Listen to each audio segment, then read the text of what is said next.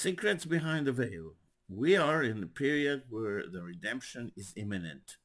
Has been for quite some time. For most people, totally ignore it, even though they heard it many times from the Rebbe and they were given instructions clearly as such as until today. I don't keep now numbers. It's a day to count numbers. How many years passed since we haven't brought Mashiach yet? It's ridiculous to me. Nonetheless, there are many complexities people, as usual, don't give their mind to. We are the end of the Galus, the end of darkness. And therefore, or hence in beautiful English, there are certain issues that are much more difficult for us than ever before. They're mainly spiritual. Since the Jewish people are not under anybody else's rule, they choose to go in Eretz Israel and destroy whatever they have, but that's not the first time, and this is not the last. Hopefully is the last, sorry, but the point is that there's so much going on here. We were on certain exiles, four exiles. One was Mitzrayim, darkness, narrow-mindedness, under pressure.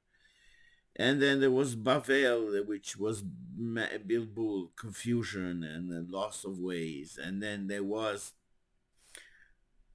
a Persia, and then there was a Greek, which is foreign ideas and which we still are plagued by today, thinking, oh, we know something. We practically don't.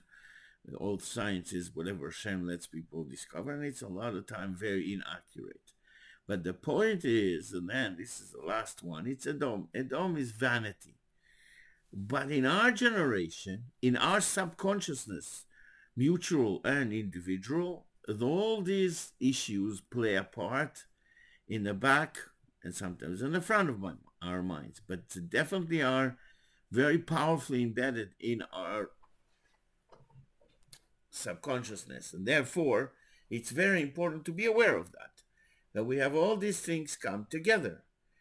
But at the same time, we are the generation of redemption. Being the generation of redemption, we can ignore all these things and stay the course.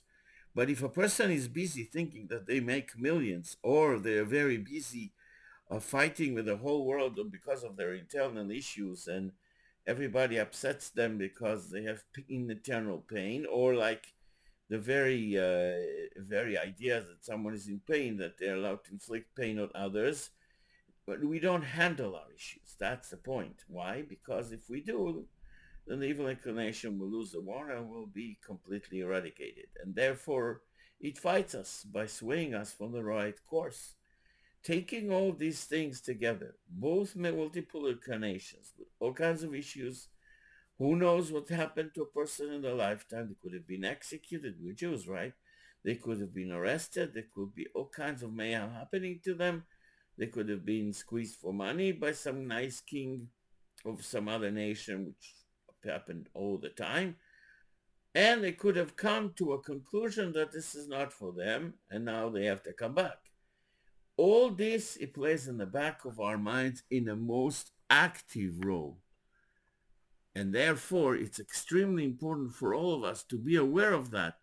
That not only are we going to redeem ourselves, we're going to redeem everyone else. All those souls that were incarnated before us and are attached to our source, to the same root neshama as we are. And therefore, it's extremely important to be aware of this situation.